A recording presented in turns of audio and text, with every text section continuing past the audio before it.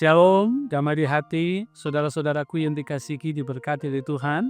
Senang sekali hari ini kita jumpa lagi, Sabtu 27 Desember 2025 dalam program Renungan Harian Keluarga. Mari kita mengisi hari baik pemberian Tuhan ini dengan kebenaran firman Tuhan dari Renungan Harian Keluarga. Mengawali semuanya, mari kita berdoa. Bapa, dalam nama Tuhan Yesus, kami mempersiapkan diri untuk merenungkan kebenaran firman-Mu, karena firman-Mu adalah pelita hidup kami. Karena itu kami berdoa memohon terangi hati dan pikiran kami dengan kuasa Roh Kudus, agar kami boleh memahami firman Tuhan dan memberlakukannya di tengah kehidupan kami. Dalam nama Tuhan Yesus kami berdoa, amin. Saudara kekasih dalam Tuhan, hari ini kita membaca bagian firman dari kitab Lukas pasalnya yang pertama, ayatnya yang ke-56, firman Tuhan demikian. Dan Maria tinggal kira-kira 3 bulan lamanya bersama dengan Elisabet, lalu pulang kembali ke rumahnya. Demikian firman Tuhan, hari merenungkan dengan tema arti persaudaraan.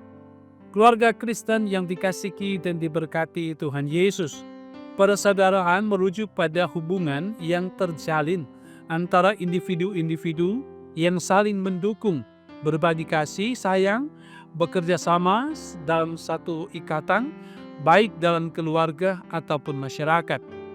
Persaudaraan bukan hanya tentang hubungan darah, melainkan tentang saling menghormati, menghargai, peduli dan berbagi dalam kehidupan sehari-hari.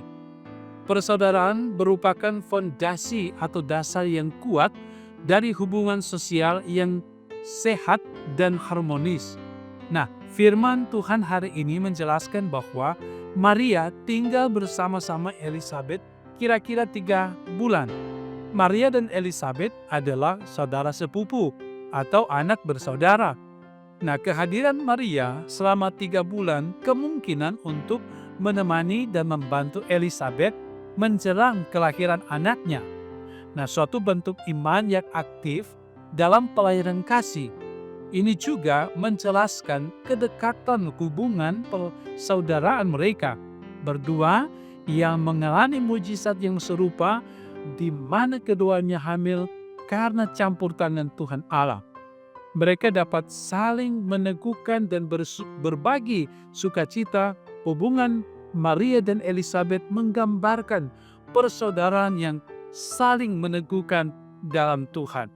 Nah, keluarga Kristen yang dikasihi dan diberkati oleh Tuhan Yesus, Maria tidak hanya berkunjung sebentar, tetapi memilih untuk tinggal dan berbagi kehidupan dengan Elisabet selama masa-masa penting dan genting dalam kehamilan mereka. Kehadiran Maria memberikan dukungan emosional dan spiritual bagi Elisabet dan sebaliknya. Mereka saling menguatkan dalam iman dan sukacita, memahami satu sama lainnya dalam kondisi yang sementara terjadi. Maria seorang perawan yang sedang mengandung karena Roh Kudus. Elisabet seorang istri dari Imam Zakaria yang mengandung di usia tuanya. Nah, kedua perempuan ini menyadari bahwa mereka adalah bagian dari rencana besar Tuhan Allah. Elisabet memahami dan menghargai Maria sebagai ibu dari Tuhan, dan Maria menghormati pengalaman luar biasa Elisabet. Nah, persaudaraan mereka berakar pada pengakuan akan pekerjaan Tuhan Allah dalam hidup mereka. Nah, perempuan-perempuan yang rendah hati ini menerima dan menjalani rencana Tuhan Allah dalam hidup mereka dengan saling mendukung dan memuji tanpa ada iri hati. Keluarga Kristen yang dikasihi dan diberkati oleh Tuhan Yesus, mari kita belajar dari persaudaraan Maria dan Elisabet yang saling mendukung sebagai sesama perempuan. Bangunlah persaudaraan kita di atas dasar kesetiaan, dukungan emosional dan spiritual. Dunia ini akan dipenuhi damai sejahtera ketika persaudaraan sejati dijaga, dirawat, dan dijalankan oleh setiap orang Kristen. Melala mencari saudara sejati satu dengan yang lain di tengah keluarga kita. Tuhan Allah pasti memberkati. mau nolong kita menjalani kehidupan ini. Amin. Mari berdoa. Bapa, terima kasih atas firman-Mu yang mengingatkan kami tentang betapa pentingnya hidup bersama dalam kehidupan ini, saling menghargai satu dengan yang lain, hidup dalam persaudaraan.